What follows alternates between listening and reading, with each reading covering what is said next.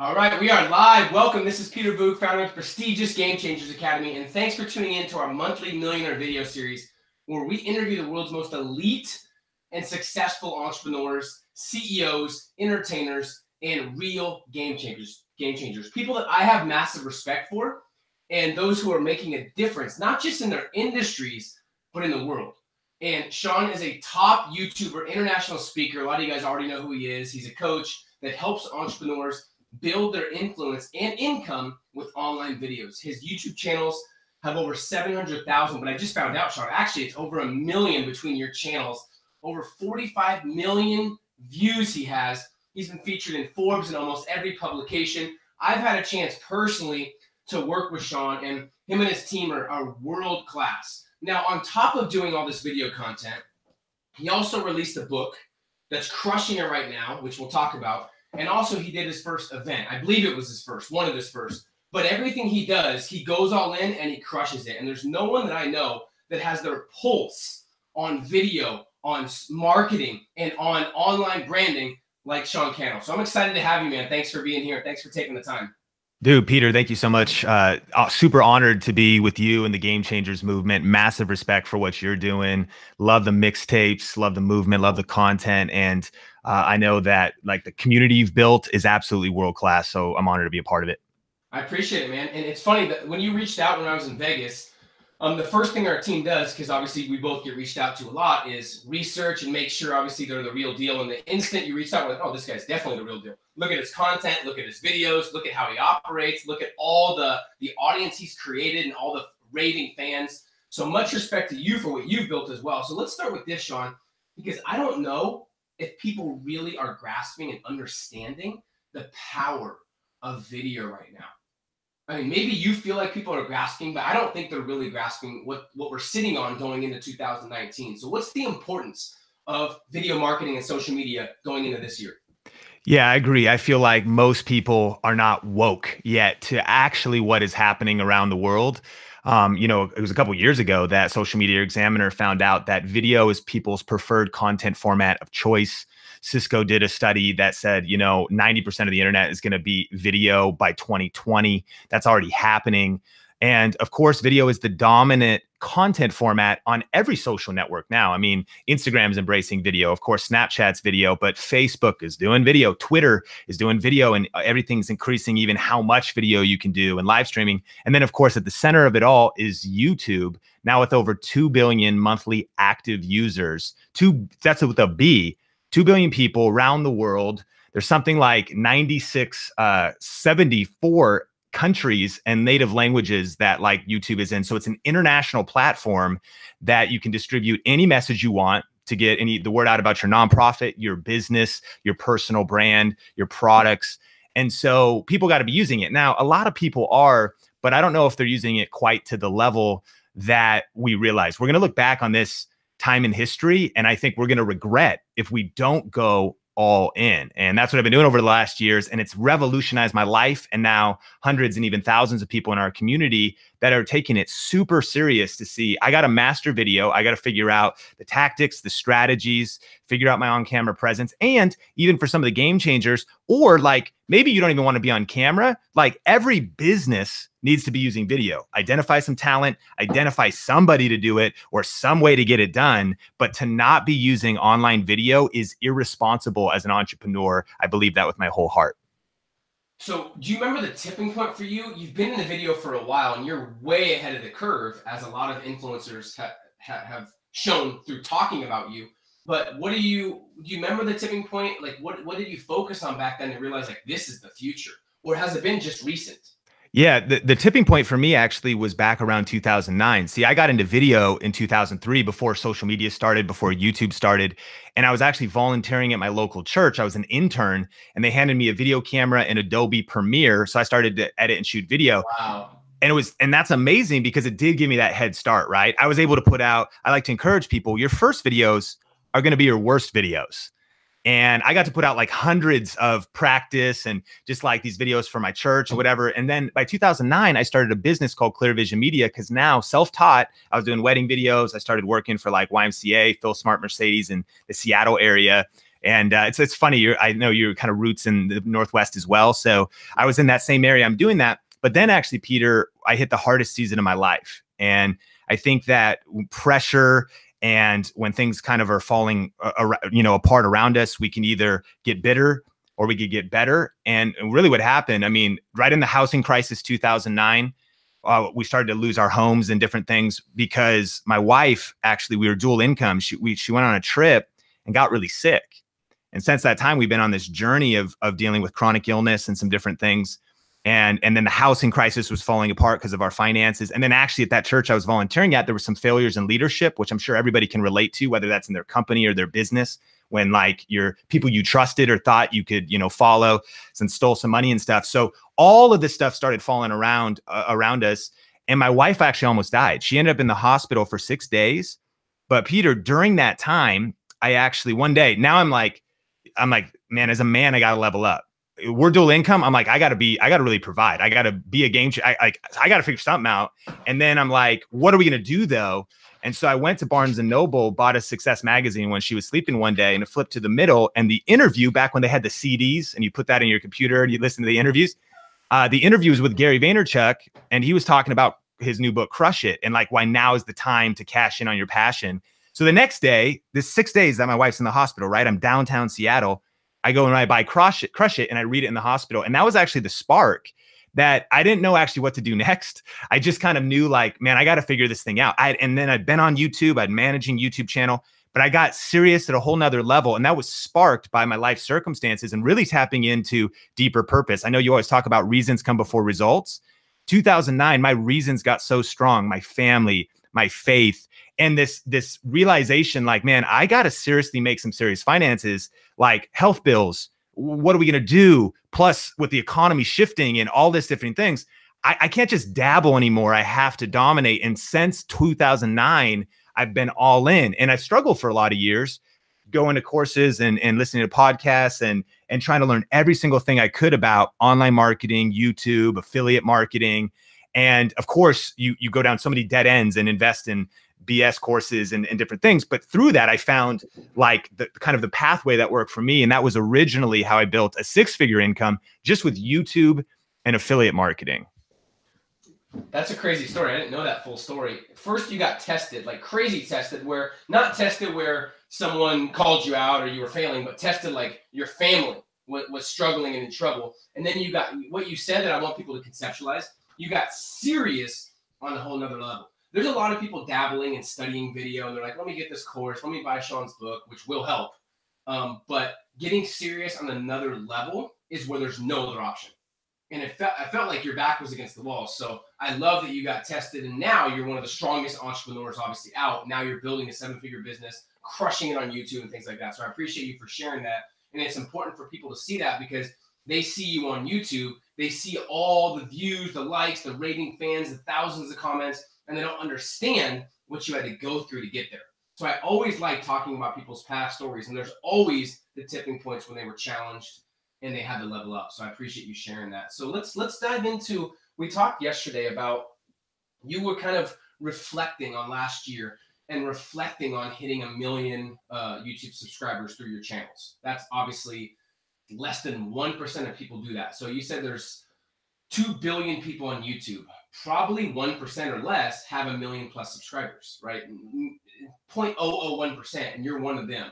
So can you talk about, we can dive through each. I believe you said there were 7 things that caused you to go from no subscribers and no influence to over 1 million. And I think anybody in the academy, if they just got to a couple 100,000, Sean, it would transform their entire business because they already have proven concepts. They already have marketing in place. So if they can add this, it's a total, forgive me for saying this, game changer, right? So let's kind of dive into those 7 things that you've reflected on and learned. And I think just that will be enough value for the game changers. Then we can do some Q&A.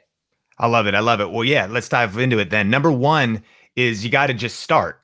And that might seem basic, but it's so true. And especially for game changers listening, so many of us, when we step into a new arena, something we're uncomfortable with, you're killing it at business. You're making 6 figures, multiple 6 figures, 7, but then you're like, get on camera. Like, I'm scared to death. You can go into like a boardroom and close a sale. And so, but you got to just start. And I think that there's something about getting stuck in overthinking. Most people overthink it. They want it to be perfect. They want it to be polished, when the truth is that's actually not even what connects like with people today. Over polish actually can hurt you. A lot of times it's that real and raw authenticity of you sharing your heart and just getting moving. And you also can't steer a parked car. Like, you got to just move, and then you can adapt as you go. I think we think that if we put out a video, it's going to hurt our brand. But like, the truth is, when you're just starting, no one will probably see it. Like, you just need to get that first video out, that second video out. You could always delete it. You could always take it down. But there's something about starting that momentum. And, you know, for me in 2009, I was a freelancer. I mentioned that I had this business. I'm doing videos for other businesses. But what was cool about this stuff is you can build it on the side. So I was full time making money out of my business. But then I just started making YouTube videos whenever I could. And if I hadn't started then, I wouldn't be where I am now. So that's just absolutely number one. Punch fear in the face, punch perfectionism in the face, and press record. And I would encourage people too to maybe practice as much as they can on other platforms. I think YouTube is something about showing up with some structured content and a little bit of like this is like a structured interview with some deeper value. But you should be on stories. You should be on like a 60-second clip on your Instagram, because if you do one of those a week this year, a little Instagram video, that's gonna be 52 videos. That's gonna level up your communication, level up your confidence, and just get you moving. And then from there, new ideas will flood in, new momentum will build. And so you have to start first. And I think, Sean, is there any way we could do questions throughout this? Because people are having questions regarding that tip. For sure. I think instead of asking all the questions at the end, I think we should dive in. By the way, one of our game changers said, we had Ryan Serhant, the real estate expert, who's on $1 Million Listing. He said the same thing. He goes, his most polished videos received the least engagement. How weird is that, though? Where 5-6 years ago, it's like, you got to have a professional video. Now it's like, you don't really have to have that, which is crazy.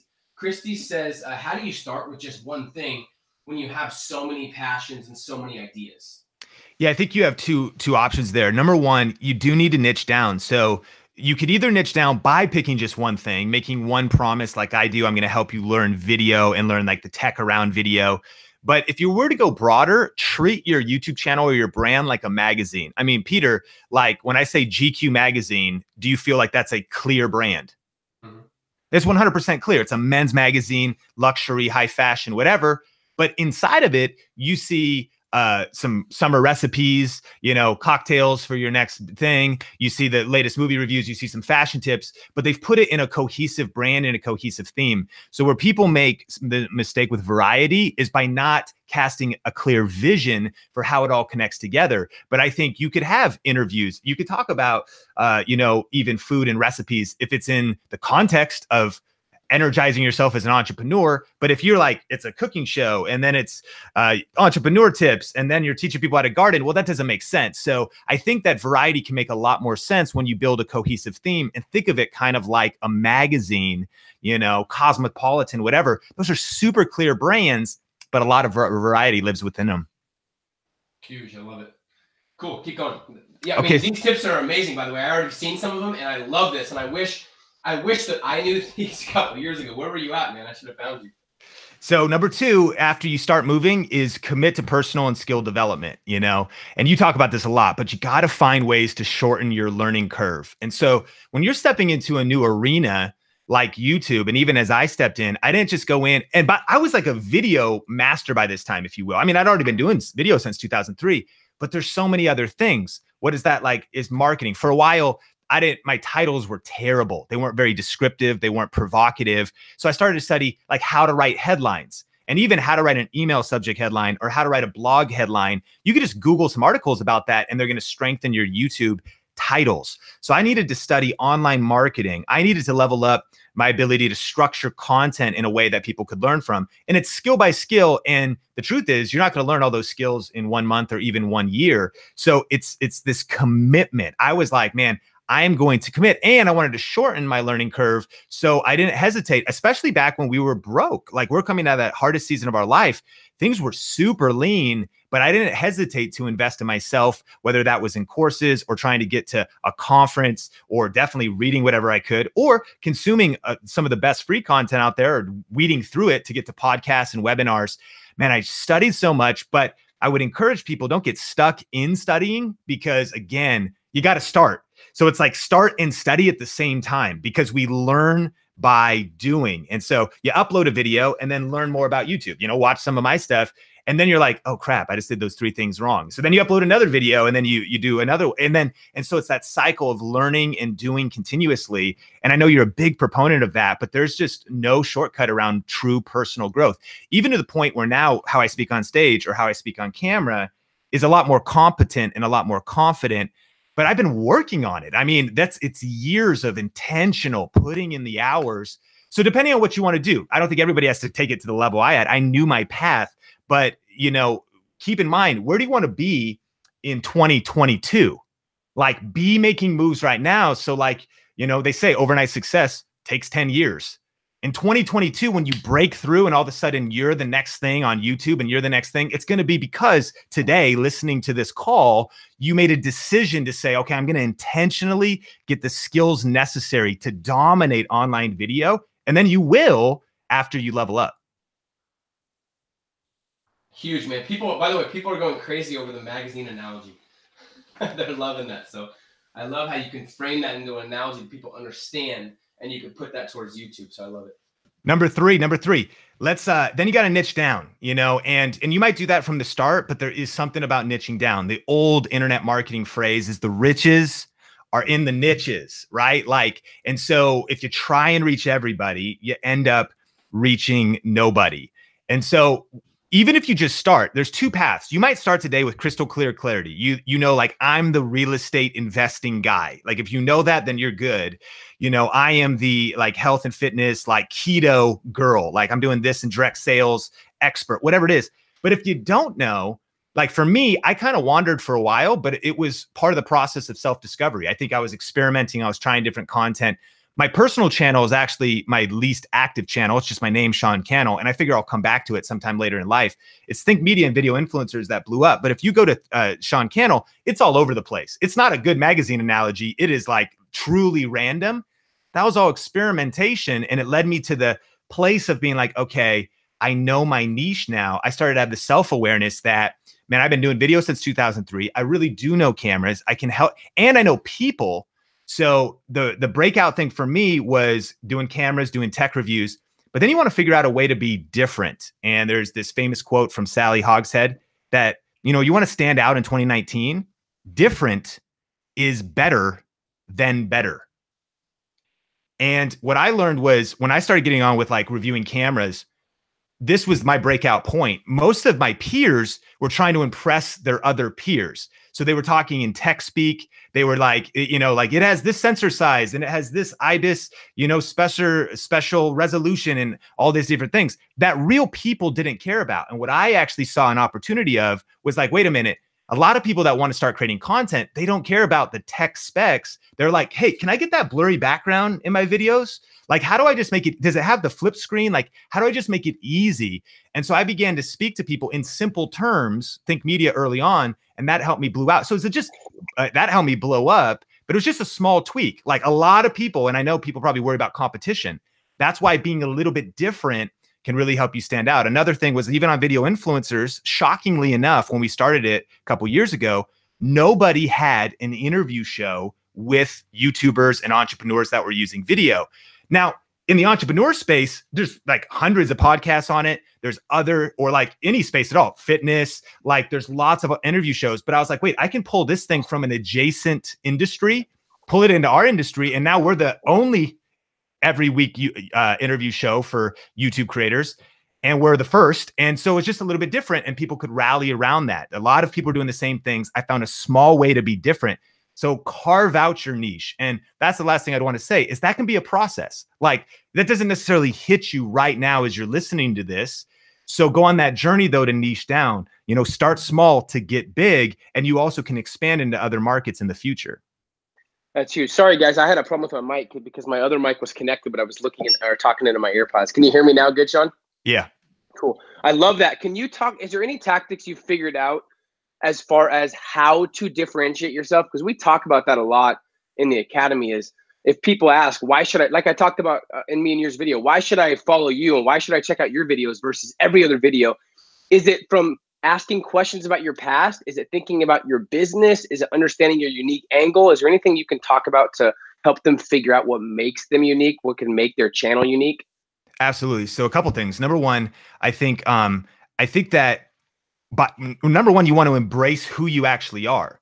Like, different is better than better. You can't be better than like a Casey Neistat, because he's Casey Neistat. You can't be better than a Gary Vee, or you got to be you, and you got to be you times two.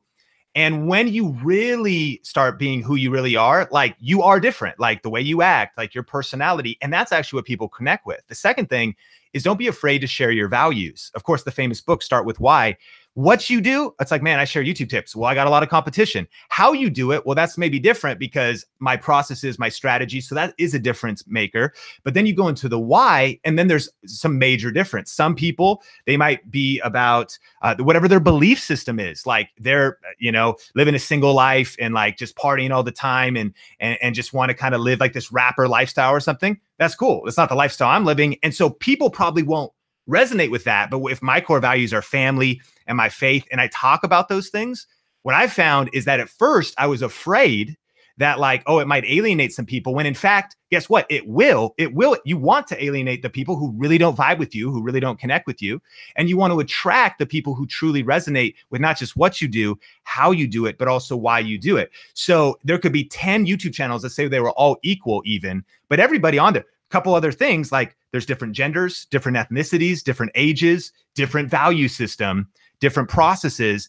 And so those might actually seemingly be subtle on the surface level, but as people drill down, they're going to connect with you. And then even into things like, if you are kind of like a nerd, a gamer, you're into anime and that kind of thing, like, weave your business content with that. Or if you are like straight laced and, Nobleman magazine or whatever, do like whatever, like really maximize your brand and your distinctions. And that is another one too, is style. Like, I think that that's why one of the reasons why I love your content, because it's like the hip hop beats, the mixtapes, the branding. I know that's intentional, and everyone doesn't resonate with that, but I do. So like, you are being yourself, and that is attracting like a certain type of audience to you, and not others. And so I think giving up on trying to please everybody, but really figuring out, and that's what I'd write down. What are your values? What do you stand for? And then don't hesitate to articulate that. I would say when I started really sharing my story at a high level, my values at a higher level, my brand became way more magnetizing and began to explode. That's huge. I want people to understand that. And magnetizing, and I love the word polarizing as well. You have loyal fans, and probably people that are like, I don't like him at all, but you don't care. So if you're like someone trying to please everybody and making sure, like, I got to relate to every type of person, you're never going to create a polarizing brand. So thanks for sharing that. That's huge. I'm excited about these next couple tips. Yeah. Number 4 is leverage, is find leverage. Now, business owners, entrepreneurs, you need that no matter what. And so on a general level, what does that mean? How can I like stand out? Is there a timing happening right now in the market? Is there an open door of opportunity? Where is the way that I can get 10, 30x, 100x return on my investment of my time and energy? Because the hardest way to grow a business is to literally get out there and just grind. And you got to do that anyways, especially depending on what season you're in, if you're in a sacrifice season. But like, on top of that though, is you want to find leverage points. So here's what I mean specifically. For me, it was figuring out how to rank videos on YouTube. When I learned that YouTube is the second largest search engine, and I learned that if my target audience would type in questions into the YouTube search bar, and that's the greatest thing about search traffic, is search traffic is not, it doesn't interrupt people. Even Facebook ads, even most newsfeed content, you go to that newsfeed and you're just actually waiting for content to come to you, and it might be annoying. You might say, hey, don't show me this guy's ads anymore, whatever it is. That's interruption marketing, and it works, like, and if you do it smart. But think about search. Search is the individual seeking you out. At the moment of their pain point, they're like, I need answers on how to balance my taxes, or lose some weight, or grow my business, right? Or like whatever, or get greener tomatoes, or anything at all. And so when it came to ranking videos, I found, wow, like, I not only can figure out how to do this, but when I do this, it creates maximum leverage. And just to give some specific examples, right now on Video Influencers and Think Media, over 2 days, we get 3,000 views every hour. So 3,000 views every hour, 24 hours a day. That's the average, whether it's midnight, whether it's 2 a.m., whether it's 6 a.m. And without uploading new videos, because videos are ranked in search, people discover them on autopilot. So you get views while you snooze. You get traffic, whether you work that day or not. And that's the dream, right? I know you teach that in Game Changers. It's like, how do I create leverage so I can build a business around my lifestyle? And so ranking videos in YouTube, all those videos then build my brand. They lead to new subscribers. People can go into, can go watch a webinar, which leads into our digital courses. People might buy the book. So the book sells on autopilot. My business grows on autopilot. All of these things from finding leverage. And I want to just rapid fire a few things because it's not, ranking videos still exists and we teach all about that. But for example, right now in online video broader, LinkedIn video is like on fire, and LinkedIn in general. If entrepreneurs listening, like a nugget and a takeaway, it's the most favorable algorithm online right now is LinkedIn. Organic reach, the chances for posts to go viral, and videos only a little over a year there. So it's a window of leverage. I saw this opportunity to say, wow, I can put in some hustle, but like the work I put in, I will get more than I'm working for. I'll get more momentum. It'll work for me when I'm not working, like passive income and whatever. Paid ads, leverage over the years. I was like, okay, I can only do so much, but I put some money behind this. Now I have more leverage. Interviews. Like when we connect, you came on Video Influencers, I'm here. Obviously, like we're able to meet new people because of these collaborations. Another example is like Pinterest. Pinterest is actually a slept on search engine. And depending on what your demographic is, people are looking for information there, and you could create leverage by having content that generates traffic and awareness when you're hanging out with your kids and when you're on vacation with your wife and when you're doing whatever you want. And so really finding mechanisms to activate that 10x growth, 100x growth. And so since really 2010, I was trying to master that. We've perfected it most, by today.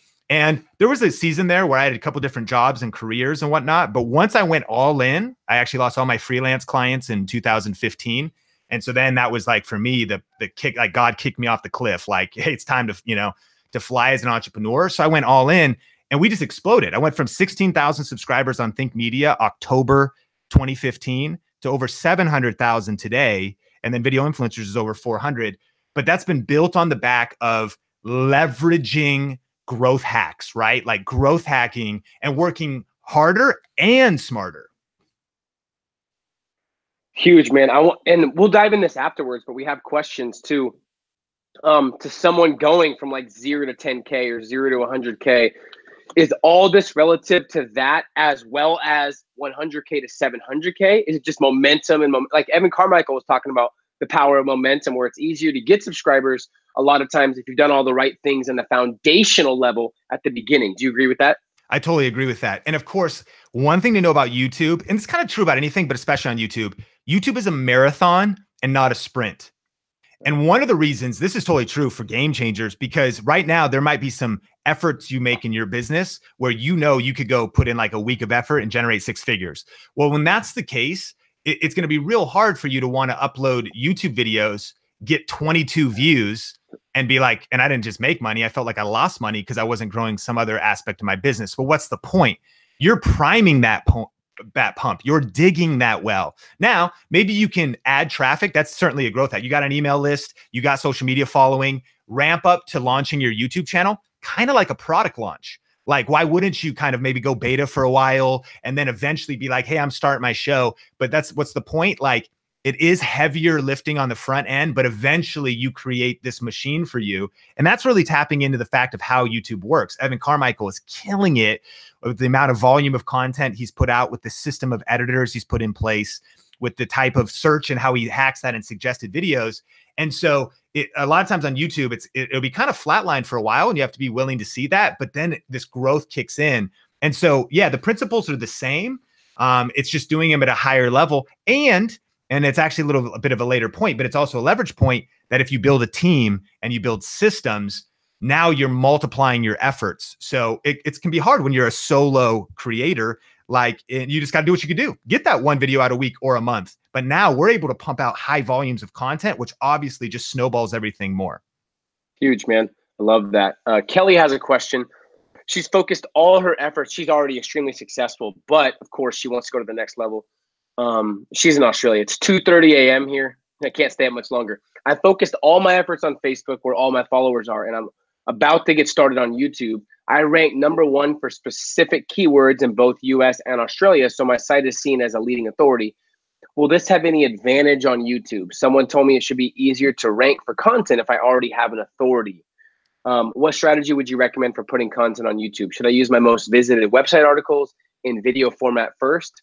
Just curious. Yeah, that's some great questions. So yeah, I think that one, YouTube is actually, in fact, Cisco did a study that videos are 53 times more likely to actually rank on the first page of Google. So, and YouTube is owned by Google. So a lot of times YouTube, from just an SEO standpoint, is a great reinforcement to any business, especially if you have a business website and a blog, you can embed those videos.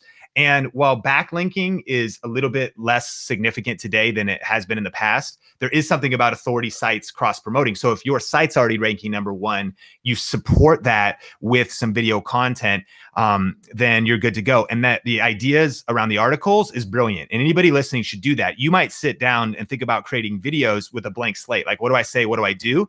Man, repurpose your content. Dig up that old podcast, dig up that article that's already got the 5 things on X, and then turn that into a video format.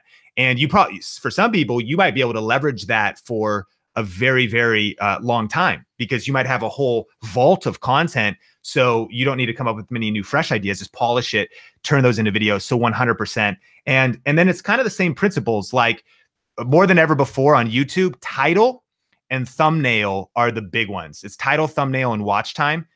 If you think about it, watch time is how long people stay on your videos. What YouTube values most today is minutes matter most, not views, because a view could be 1 second. But if somebody watches a whole minute, that's 60 seconds. And so YouTube wants time on platform. In fact, every social network, that is what winning looks like. Facebook doesn't ever want you to leave. YouTube doesn't ever want you to leave. They want you on platform for as long as possible. And that goes, if you bring traffic, you send out an email newsletter and they start on your video and they stay on platform for 2 hours, that's actually credited to you a little bit. It's called session time, because YouTube's like, dope, Peter just brought some people here and then they watched a bunch of cat videos, but regardless, like, they were on the platform for a longer time and he initiated that. So saying that, though, really thinking about that provocative title, that's very interesting. Thinking about that thumbnail, that's eye-catching, because if they don't click through, it doesn't matter how much wisdom you share at minute 4 in your video, they were never interested enough to click the thumbnail, read that title, and then the intro of your video. We're getting very tactical now, but that first 10 to 20 seconds is everything, pitching the rest of the video. So I craft my hook.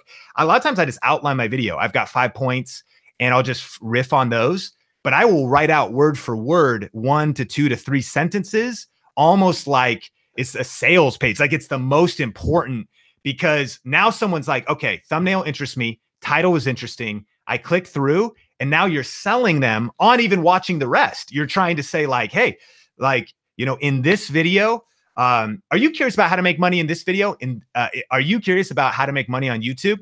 In this video, I'm going to be sharing 3 different ways to make $1,000 a month on YouTube, plus some case studies that from regular people of how to do it and the biggest mistake. And now I'm just like really layering it on, but you know what I mean? Like, you could just pack in something that someone wants to not just watch to consume it, but even stick around. So some of those things, but 100%, I think YouTube will just support ranking your site and will independently rank and could be a major traffic generator for everybody watching.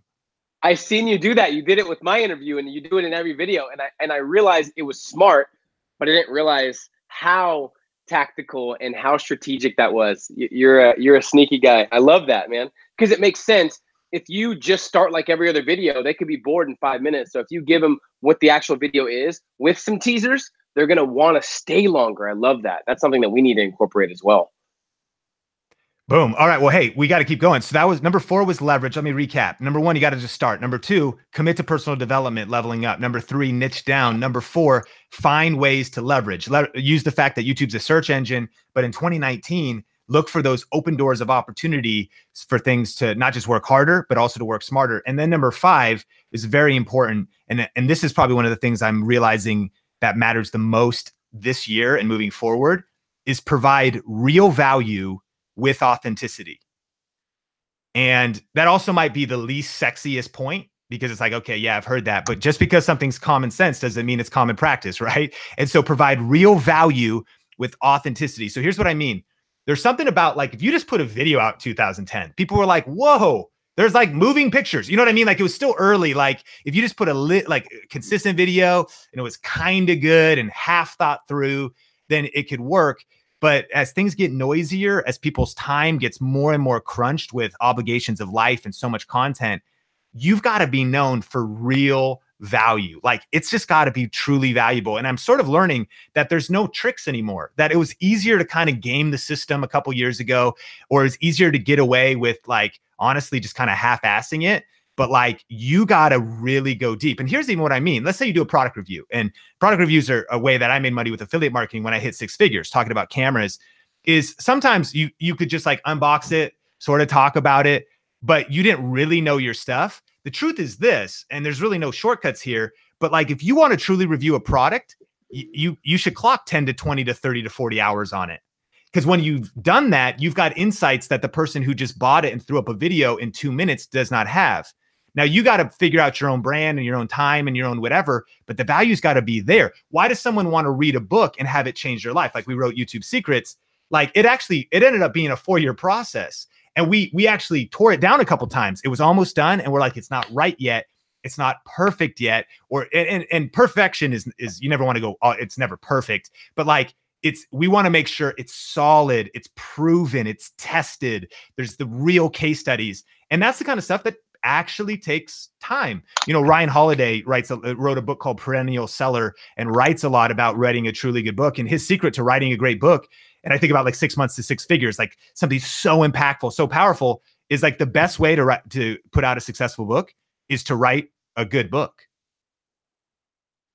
You know what I mean? Like, to actually, and so many people though, when it comes to putting out a book, they want to get it done as quick as possible. And that was a couple years ago when everyone was trying to hack New York Times. Like, it was just like, let me just smash something together and like pay to get on the New York Times with the results source and whatever else. Like, which fine, that worked for a season, but now today, just don't take shortcuts. Provide real value, and then also with authenticity. And this is why I think going into 2019, people are so obsessed with quantity, because it's important. Like, you need to be showing up regularly, showing up everywhere, showing up with high volume. However, I think quality is like infinitely more important than quantity. Like, if somebody was uploading 3 videos a week that were like 6s or 5s, I would much rather them upload 1 video a week that's like a 9, 10. That's like, that people watch it, they're like, dude, that changed my life. Man, that insight was solid. Like, that really works. Because when you do that, you build a brand, you build a legacy, you build reputation. And so real value, and deliver something that it's basically this: the product matters, like the product itself. And this is all maybe obvious, but the nuances I'm seeing on it is like, it's the difference maker. It's the thing that rises above the noise. Cream always rises to the top, no matter how many cups of coffee you pour. So it's like real value. And then the final thing to say is, again, everybody listening, your niche, your business, you have a lot of real value. Like, the fact you've invested 5 years, 10 years in your expertise, or you've studied and you've done this, what you're actually offering in content is the compression of learning. You're saying, I did this for 5 hours and I'm going to give you it in 5 minutes. It took me 5 years to learn this and a lot of mistakes, and I'm going to give it to you in a 30-minute webinar.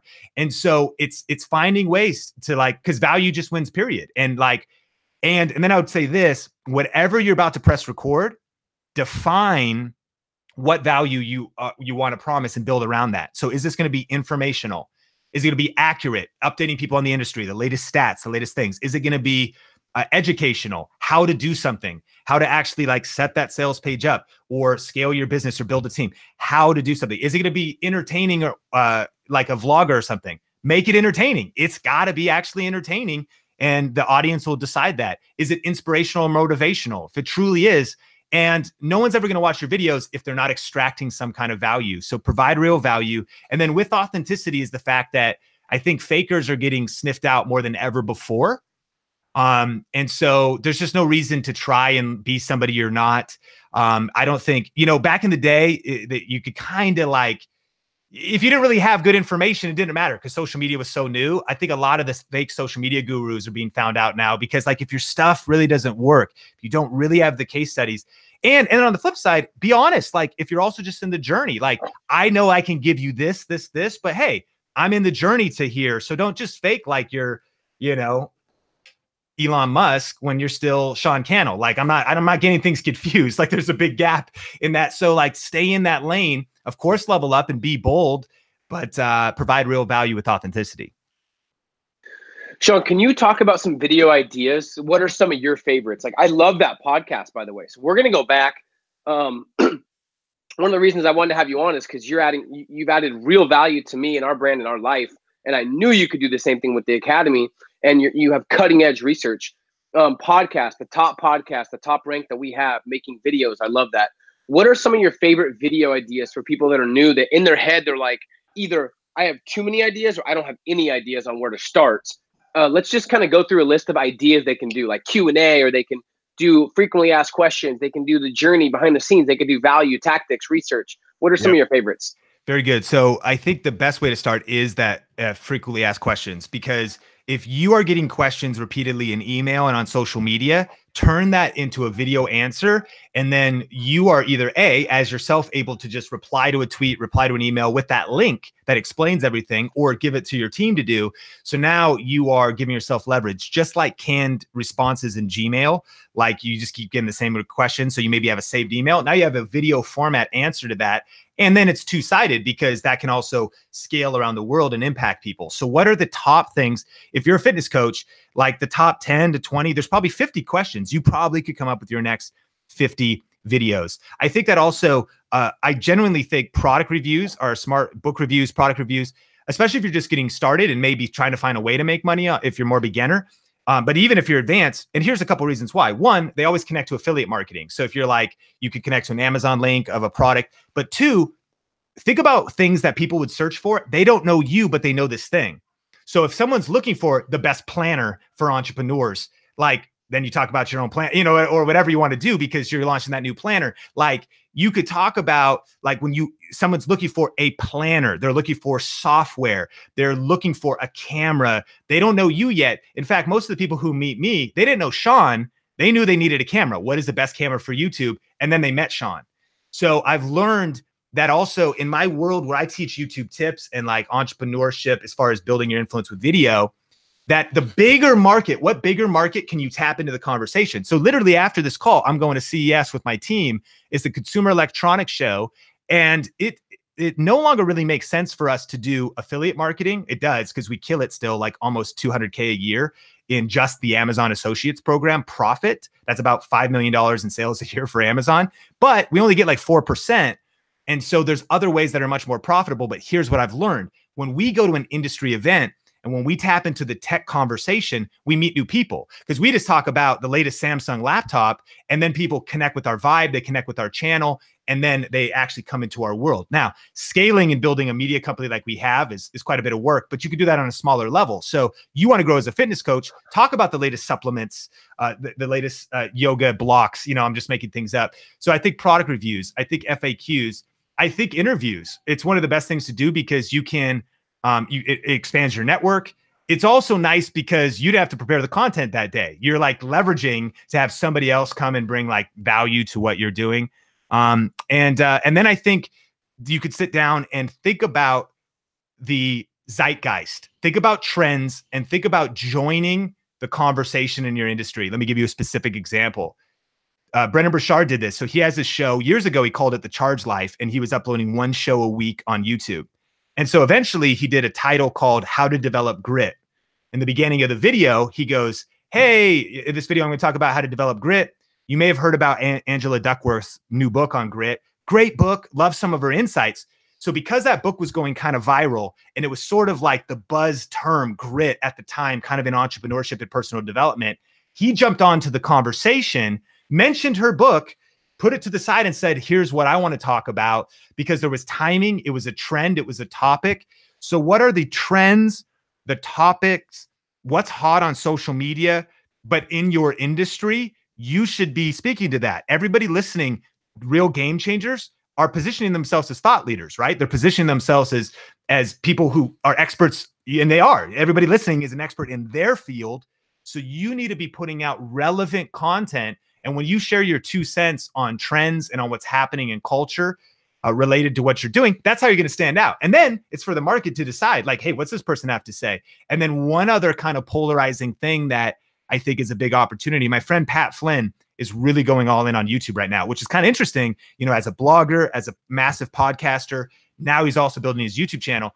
And one of the ideas he did and the things that really broke out was he put out a video responding to Gary Vee's video about how passive income is BS. And his brand is called Smart Passive Income. And he actually jumped on a video, like kind of called him out, ended up saying, like, look, I actually agree with what Gary said in that video, but of course he was just saying it from this side. The truth is, no, passive income isn't BS. Obviously, massive people are making passive income. And that was one of his most viewed videos because he had the courage. And by the way, the gumption to back up his opinions and his thoughts.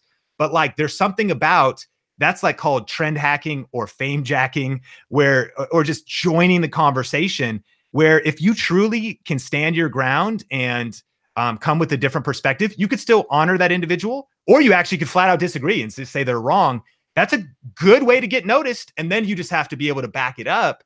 And I think, of course, that's a great example. And to throw back, just to give what I did, Casey Neistat years ago started vlogging and nobody knew his setup. All of a sudden, he changed the whole game. His camera quality was better. People were like, what is he using? And then one day he released a video about his setup. And he's like, I kind of use this and this. And he listed like the 7 products he used, but he only told what like 3 of them were. So I'm sitting in bed watching the video and I was like, I got to make this video tomorrow. Casey Neistat. So I zoomed in on the picture, figured out what lens it was, figured it out detail by detail, and ranked a video for Casey Neistat's camera gear setup and put it out with urgency to jump on the trend. And it got about 350,000 views. By the way, list of affiliate links in the description. So I was for sure riding on what he was doing, but in the video, I honored him. I said, hey, I love Casey's work. He put out this video. He didn't actually list everything in it. So here is a complete list step-by-step and like why I think he's using it and where you can get everything and just added value to the conversation. You know, maybe some people didn't like it, but 95% of people did. And it was a breakout thing. So I think joining conversations and tapping on to trending things is a massive way to grow. Do you remember how much money you made on that video? I mean, thousands of dollars off the Amazon affiliate program. Yeah. It's kind of hard to track for us, but like, again, we could track actual sales. We just don't necessarily see which exact video we come from. We just know they came from our YouTube channel, and it's like 15 plus K a month, 15 to 20. And we actually are part of about 20 other affiliate programs, not just Amazon, but that's a big one for us. I hope you guys are really understanding and conceptualizing how much you can cut your learning curve in half by using all the hours Sean's put into this craft and mastering YouTube videos, his brand. I really hope you're understanding that. What was it called? Fame hacking. And what's the other one? That was funny. It would be like fame jacking and trend hacking. Hacking. That's funny. Which is a good idea because people love the trends. People are using it now with people that are famous, the Tekashi 6ix9ine and the Ball family. All the big like news companies are using the people trending to get their videos ranked. It's funny that a lot of the top companies are using that right now, but as entrepreneurs, I don't think most are taking advantage of that. So it's good that you brought that up. Well, and just to interject, if you look at Phil DeFranco, big news channel, you look at PewDiePie, you look at the Paul brothers, they actually are all hacking each other. I mean, Logan Paul just said subscribe to PewDiePie in this recent thing, and then PewDiePie wore his merch in his video because he's like, you know, and so even at the highest levels, and sometimes they're calling each other out, and then they're friends, and so like you study kind of the Paul brothers, and I think there's something about watching Shane Dawson's documentary about Jake Paul, whatever, but just like there's a lot to learn with paying attention to kind of how social media works. But we can dive into the last 2 points here. Yeah, let's do it. So number 6, now, number 5, provide real value with authenticity. Number 6, be patient and keep showing up. And again, we all know that, but then there's something about the consistency. And here's what I mean specifically. I think the minimum is weekly. Like on YouTube, that you should show up weekly. And here's the idea, with a pillar of content. So if you show up more than weekly with like a little snippet or just a little insight, I like what Grant Cardone's doing right now. Sometimes he's just like walking from the office to the car and he just shares something, which is cool. And it's impacting. But I mean like a show. I just mean like, and your show just might be you saying, hey, welcome back. This week we're talking about 4 things, or a weekly interview show, but you got to show up regularly. And this goes into a few things. There's real reasons to do it. Consistency builds trust. If you're going to be a game changer, you need to make a promise and then back that promise up. That's what all business is. I promise your carpets will actually be clean if I pay you. I promise you will actually, your YouTube channel will grow if you study this and you implement it. I promise we'll save you money on your taxes. So if you say, I promise I'm going to give you, the best tips, or I promise you're going to get healthy recipes every week, or I promise you're going to finally learn how to get out of debt and really have financial peace, whatever it is, you make that promise. And then it's the hard work of just showing up consistently. And the truth is this, and everyone will find this, anyone who's tried before, that putting out consistent content that is quality is a challenge. It's a real commitment. It's something about one of the biggest mistakes I see entrepreneurs make. And it's not a huge mistake. Again, some dudes are doing 7 figures and they're like, look, I don't want to grind and put out content. Well, then don't grind and put out content. You might, though, be missing out on the fact that you want to dig your well before you're thirsty. Because, yeah, you're doing good today, but like you're going to wish, Michael Hyatt said, when's the best time to start building your platform, your online brand? 5 years ago. Well, when's the second best time? Right freaking now. So like you want to start building it and brick by brick, video by video. Marie Forleo is such a great example of that, right? Because she started Marie TV, I think 5-6 years ago now. Go to your YouTube channel, go to the like videos ordered newest to oldest or oldest, whatever. Look at her first video. Boom. She sat on her couch, laptop on her lap. She's actually wearing like a wife beater, like a white tank top. And she's just like, yo, I'm going to do some Q&A. And that was the first episode. And now her show is like ridiculously polished and super crispy, and team is built around it. But she started and then she kept showing up. You got to be patient, keep showing up, keep leveling up your content as you go. And then number 7, scale smart. Because on the journey, certainly where we are today, I'm not doing everything the same way I was when I first started. And I don't mean as much YouTube strategies. I mean in my overall business. You say this all the time. What got you to 6 figures won't get you to 7 figures. And that's totally true. I got to 6 and mid 6, about 150. And like, I was like exhausted. You know what I mean? I was like, if I had to double this, if I have to double my work, it's humanly impossible. I need to figure out, we mentioned leverage, but then for me, it started putting teams around content, putting systems around content, developing multiple streams of income and passive income. And then of course, leveraging momentum, like Evan Carmichael mentioned. Such a great interview you did with him too, because momentum builds over time and it buys you the opportunity to do everything. Money solves problems of scaling and getting teams and paid traffic and whatever else. And so number 7, as you go, scale smart and you'll crush. Dude, I really appreciate those tips. I got them written down right here, and I'm going to obviously study those for our team. And I'm assuming you guys are game changers. You're going to do the same. So I'm going to go through some Q&A, Sean, now. We'll kind of rapid fire Q&A, but there's some really good questions. People are loving the conversation, loving the tips, loving the tactics, and they're definitely ready to get started with your content. Nick Jacoby, kind of a different question. Thoughts on striking the balance of building a personal brand, real estate investing, info products, coaching, while still in the 9-to-5. He's not transitioned fully yet. He's very successful in corporate and 9-to-5, but still kind of has to be a little bit private with what he does on building his brand on the side until he can kind of transition out. So any thoughts on balancing the personal brand while still kind of having a 9-to-5 job? Yeah, how he could start? It's a great question. And I think the key focal point is leverage. I mean, number 1, you got to just plan your time out and figure out what time you have. So obviously you got to fulfill your duties. You got the 9-to-5 and then whatever family you have. So you need to first and foremost identify what even time is available. And that time might only be a couple hours a week, and it might not even be every week. So it speaks to Think Media's journey. Sometimes I was able to get 4 videos out in a month, and sometimes I couldn't put videos out for 3 months because of life responsibilities. But at least I started, and when I finally broke out, I had been building it for 5 years, although it was a trickle, although it was really inconsistent. And as I look back, it should have been more consistent, but nevertheless, I was still thankful that the subscribers and the views and the lessons were already there. So just start. But then when I say leverage is, again, if you could commit to just one weekly show, like simplify the whole process down. And we like to talk about a napkin strategy for your content plan. It's only 3 things. Number 1, who's your target audience? Like who's your target audience? Like, who is it you're serving? And so if it's going to be some real estate stuff, then you know it's people who want to learn that want that specific information. Go deeper though. Is it a certain gender maybe? Is it a certain, like, is it millennials? Is it a certain age demographic? Think about that. Then you say, what is your promise to them? So then promise them every week, I'm going to bring you some actionable, valuable content that's not going to waste your time. And then number 3, promise when you're going to deliver it. And that's it. Who's your target audience? What's your promise to them? And when are you going to deliver it?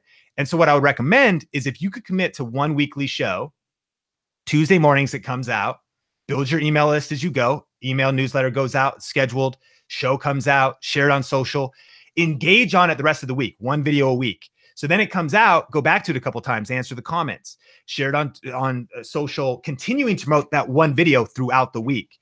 Engage around it, build community, talk to people on Twitter. And then once a week, just do that one thing while you're in a 9-to-5 and do that for 1, 2, 3 years. By the way, now you will have 52 videos the first year, 104 videos the second year. You'll have 156 videos by that 3rd year. Now you already have a brand, a legacy, and you still might be at your, because you got this 3-year high quality, and who knows how big it'll be. Maybe it'll be 5,000 subscribers. Maybe it'll be 50,000. But now you will absolutely be making steps towards, if you will, a jump off point for, at the right time. And that's like, while you're in a day job, be building your dream job. You just got to build it on the side. And so when I went all in and I got fired, I lost a couple, got fired by a couple of freelance clients. So all of a sudden we were making about $6K a month, $5K a month, 2 were paying us $2K, 1 was paying us $1K, and making about $60K a year. And I was only making a few $100s a month on affiliate marketing in YouTube, but I was making a few $100s a month on affiliate marketing on YouTube. So once I was at 0, I was like, wait a minute now, dude, I got no boss. I got nothing to do. And a business mentor is like, dude, this is your time to go all in. So then I was just like, boom. And it was kind of like overnight, I was able to, it took me only 2 months to rebuild that income all online. And now I was working on my own terms.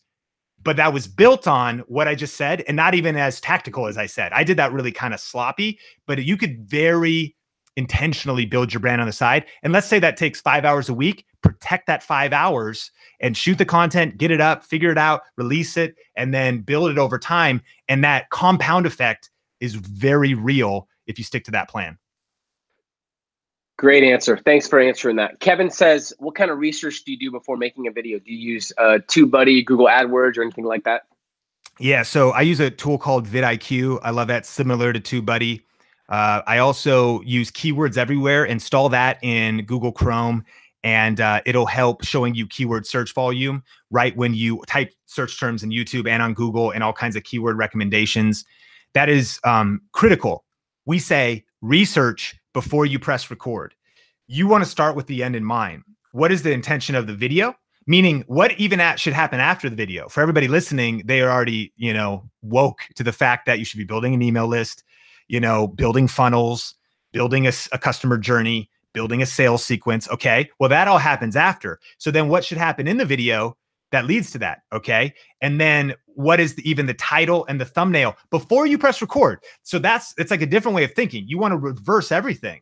So what thumbnail and title would be amazing based on my research that people would click on, that, try to go viral. You might not, but like, and viral could be 10,000 for you, or, you know what I mean? Like, just like trying to just knock it out of the park, and knocking it out of the park for you could be 550 views, whatever it is.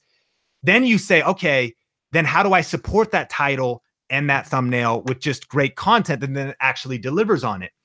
Honestly, you almost want to think about clickbait. But the problem with clickbait is the fact that it's dishonest. Clickbait is a good thing. You want to bait a click because you're trying to get someone to take action, but you just don't want to trick them, because if they get to the other side and they're like, oh, dude, you lied. Well, you just lost integrity. But if they get to the other side, like it's sensational sounding and it like looks crazy, and then you actually deliver on it, then you're reverse engineering your whole content. So yeah, research before you press record, studying trends. And even looking at your competitors, here's a hack. Go to their, if you install vidIQ, vidIQ.com, and if you actually want to grab vidIQ.com/think, you can get a paid program for free for 30 days. That's it's not even an affiliate link. They're just like a friends of ours. Gary Vee is actually an investor in vidIQ. So vidIQ.com/think if you want to get the boost program free for 30 days, or just use the free version. And then you install the Google Chrome extension called vidIQ Vision. It puts up a new tab called a trending tab. And actually, we could get real crazy here, Peter, and I'll show you with sharing my screen. Let's do it, man. That's what these game so, changers want. This is dope. And so, hold on. Install vidIQ Vision on Chrome. Got it. Yep. Okay. vidIQ Vision on Chrome. And then what it does is it'll pop up a couple extra tabs here. So see, this says trending. And so if you look at this trending tab, it says videos with the highest velocity, views per hour. So these videos, and this goes into that, like this video gets 138.6 views an hour. It's 10 months old. This is the power of like ranking. And I'm not doing anything on it today, but 138 humans are watching it as we talked. 138 people watch this. And then all of these videos are trending. So here's what you're looking for though, is you'd be looking for older videos. Because if it's new, well, then their subscribers might be watching it. But if it's old, how to come up with a YouTube name and it's still getting 115 views an hour, cover similar topics, because what that's showing you is based on people in your industry, you would want to watch those. So my friend, you know, let's see, like Sunny Lenarduzzi is also teaching YouTube stuff. She lives in Canada, super cool. And so I might go, and I'm like revealing my secrets here, but you know, whatever. This is game changers. You get the good stuff. So I refresh this, and it's this idea because, like, how do I know what the market wants? Well, if people are, my friend Roberto Blake, I just got one insight today. So 2 years ago, how to make YouTube videos for beginners, 36 views an hour. So maybe I haven't actually talked about how to make videos for beginners. Then what I can do is go find, so I'm looking at my competitors. They're also my friends, and we're all just like hustling together. But, you know, like Roberto Blake teaches on a lot of this stuff too. So this is what I just saw. I've done how to get 100 subs. I've done how to get 1,000. I'm like, oh, I haven't really spoke to 10,000. And I just caught this last night. So right now, Roberto Blake, a month old, how to get 10,000 YouTube subscribers. So it's giving you those nuances of, it's a proven concept.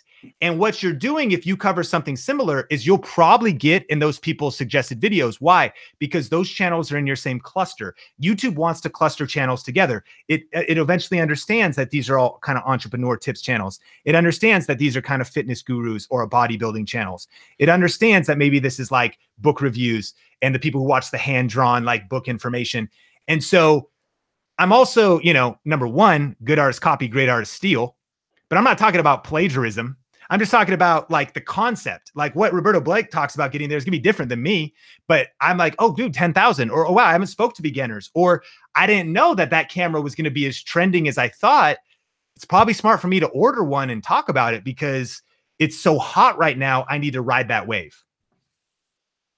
People are going crazy. Thank you for that tool, man. That's the, I think that's a nugget that people can really use to give themselves a massive competitive advantage. A couple of you guys are asking questions that you could research on Sean's actual YouTube channel and find the answer to, so I'm not going to ask those. One or two more. Jen asks, when you think about creating content using B-roll, Sean, what are some of the things that inspire you the most? Is it new lenses, watching a particular YouTuber, capturing a moment from a different angle? Basically, I love to walk away feeling amped up and inspired about B-roll, feeling a little stuck in a rut creatively with one client in particular. So I think I get the question, like, what inspires you to create B-roll? Yeah, I mean, I think that B-roll for me, number one, it would be watching just whoever you love the most that creates great stuff. There's like a Peter McKinnon, of course, always has great kind of B-roll. Then I ask, how do they achieve it? So then I really want to know their gear and exactly what gear do they use? What lens do they use? How are they color grading? And then all the way down to even like their slow motion workflow. So slow motion is a big way to make things, you know, filmic, cinematic, have a real unique vibe to them. But that's a limitation that is still, to do it really crispy and well, the lower end cameras don't have it. And so then you identify like, okay, really you just reverse engineer the whole thing. You're like, okay, they use this lens, they use this camera, they're using slow motion here. The reason it looks so good is because they shot in a flat color profile and then they color graded it. And I realized that's a lot of insider language. And then I just tried to then do that myself and actually using their work as a template. Maybe even if I don't publish it, I like to say, could I recreate that? How could I get those same kind of shots and then go out and do it myself? And so I think that for sure, following YouTubers and then diversifying your inspiration, because when you're especially looking for video inspiration, it can come from Netflix and can come from shows and can come from a lot of different places. And so sometimes we can just be so stuck in our industries. And I mentioned that earlier, but like one of the biggest things is stepping out of your industry, getting insights and, unlocks and fresh inspiration, and then pulling it back into your industry. And a friend of mine, Shalene Johnson, mentioned that. And she was like, one of the reasons she killed it, she has a world record holder for selling the most DVDs, fitness DVDs of all time, was early on, everyone was not showing bloopers or behind the scenes of workout videos. They were all professional. They were all planned. They didn't show personality. And she was like, well, I saw people showing bloopers and like behind the scenes and B-roll on these comedy shows. What if I just took this thing from this industry and put it into this industry, created something new and with a unique angle?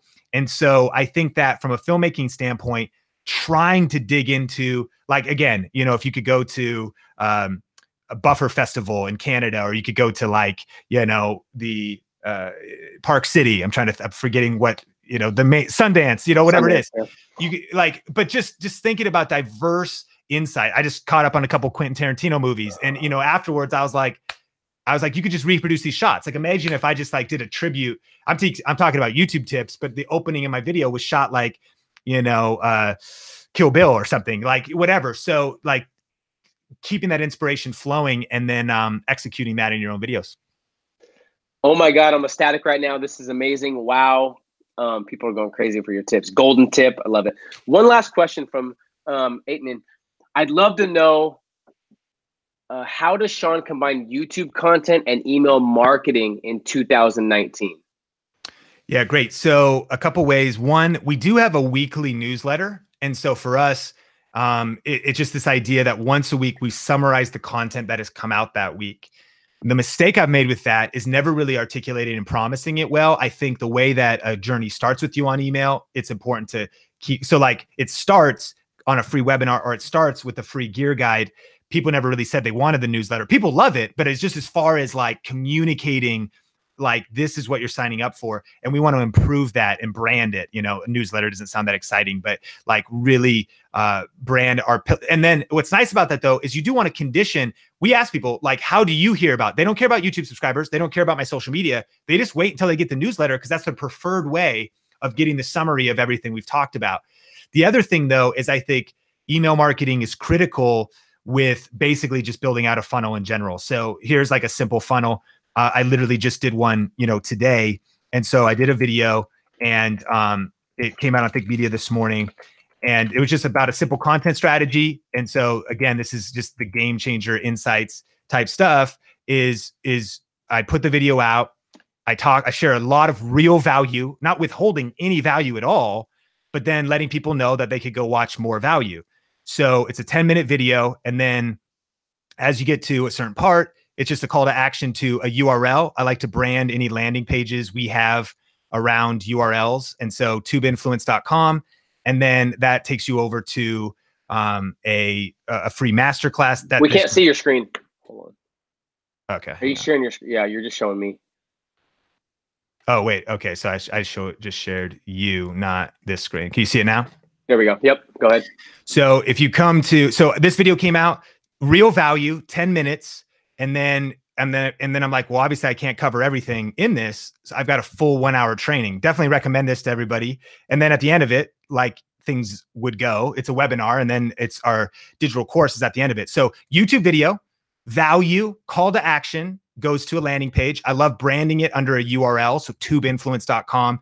That allows this video, this is a good insight, to be evergreen, but allows us to change what's on the other side easily later. And because I rank videos, I don't want a verbal call to action to be wrong. So this webinar could change for the next 5 years.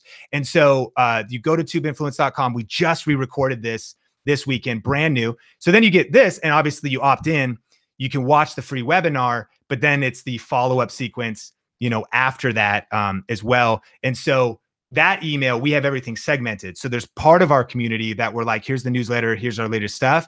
In that case, it's going to be some follow-up emails, more free value, more training, and then awareness about what our products and programs are as far as our advanced training and things like that. And so I think using email is critical. It's definitely not dead. And one of the biggest things is algorithms are always changing. So YouTube subscribers are important, but every once in a while, people are like, oh, I'm not getting notified, or the distribution there gets more crowded. So you never want to be building your brand only on rented land, right?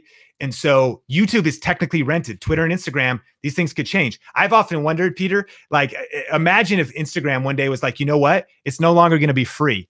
You're going to have to pay $1 a month to use Instagram. Bro, I would do it. Everybody would, right? And instantly they would create, $2 billion of revenue a month. But the point is, you just don't know what's going to happen in those platforms. So building your email list intentionally. And then one other nuance about that is, do not, though, give a call to action away from every one of your videos. This is a great tip to end on.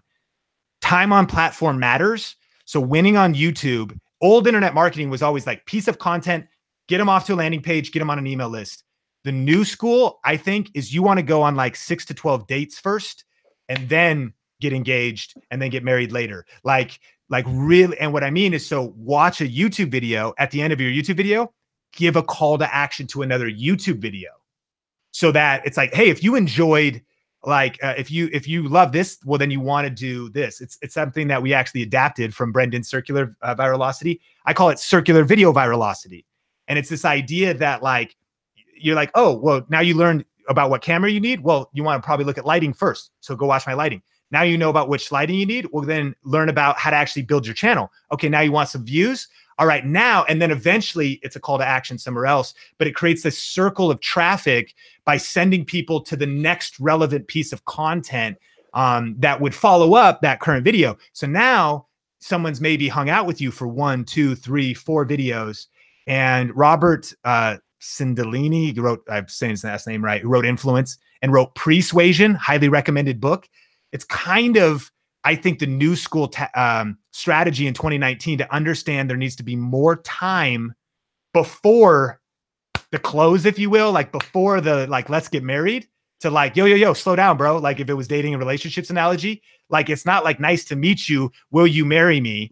It's let's go on a date. Let's go on another date. To me, that's them hanging out on YouTube for a while. And then eventually it's like, okay, I trust you. Let me go watch that training. Let me go to that deeper level with you. Etienne, great question. And thanks for answering that. That was huge. And it's value, then ask. And I think you're doing it right. So by the way, guys, I would highly, we got these for our inner circle. I would highly recommend his book. You can get it on, is there anywhere else they can get it besides Amazon? Do you want them to get it on Amazon or on your website or what? Yeah, Amazon's perfect. There is legit bonuses on tubesecretsbook.com, but you could just grab it on Amazon. Audiobook's coming out a little bit later this year and a few other things. But yeah, ebook or physical book, Amazon.com, and all the Amazons around the world as well, the local Amazons. Love it. And we could do a contest or something, Sean. I didn't plan on this, but maybe a contest to give some away. Comment below or something. We could think of something to do to give them maybe a signed copy, or I can send them a copy as well, because this book is a game changer. And like you said earlier, I want to thank you for your obsession with this topic, but you didn't release this till you felt like it was extremely valuable and obviously tactical, but also finished. So you probably could have released it a year or two ago, but you're like, no, I want to make it as the best book possible YouTube wise. And I think it's the best one out. So yeah, what do you think? Should we give one away? Yeah, definitely. Absolutely. Me and you can kind of talk about an idea, but we want to give this away. So follow Sean, first of all, on Instagram and of course his YouTubes. What is your main Think Media is the #1 you want them to follow, or as well as your other one? Yeah, Think Media is like my personal brand channel as well as with my team. And so We'll help you find the right cameras, and we'll help you find the right, as well as tips. And then Video Influencers is our weekly interview show. And we had you on. Definitely check those out. In fact, you want to get your year fired up? We have 2 videos with you over on Video Influencers, but that is both channels definitely subscribe to. And then, Peter, we could do this. I posted a picture of us about this exact call on my Instagram at Sean Cannell. And so if people want, they could leave a comment on there as a way of, if they want a book. Perfect. Go comment on his post at Sean Cannell. Go comment on this, talking about what you learned. And I'm going to feature it on the Academy as well. We'll give you guys, we'll pick a winner, maybe 2, and we'll give you guys some books as well. But once again, I appreciate you, man. Thanks for your obsession with video and with doing what you're doing and impacting the millions of people you're impacting. It's definitely making a huge difference in my life, in these game changers' lives. And I look forward to personally building our relationship and strengthening that in the future. Let me know if there's anything I can do to help you, your brand. And I look forward to continuing the conversation, man. Dude, absolutely. And likewise, Peter, like seriously, and truth, like I got this playlist now of some of my favorite Ambition is Priceless songs from the mixtapes. I'll start a lot of my mornings with that stuff. Like it's legit. I'm recommending it to a lot of people, and even helping me plan my year out and stuff. Like really, really love what you're doing. Have studied your work and appreciate you at the highest level. So super pumped to collab this year. Thank you, man. Right back at you. I look forward to connecting again in Vegas. And game changers, thank you guys. And I'll tell you right now, you have to make sure you focus on mastery. Pick 1 or 2 things Sean talked about and put that at the forefront of your mind, and make sure you go all in on just that. He talked about some amazing stuff. This is one of my favorite calls, one of the most tactical calls. I have 2 pages of notes that I'm going to sift through and really simplify. But I challenge you to take this seriously and understand the power of video. And like he said, it's irresponsible not to put these videos out there, put your brand out there, and understand what's happening the next couple of years. So thanks for being a game changer. Continue to think and act like a game changer. Have an amazing rest of your day. We have some amazing stuff coming up, and we'll talk to you guys soon. See ya. I'll post the replay on the Facebook and in the portal as well. See you guys.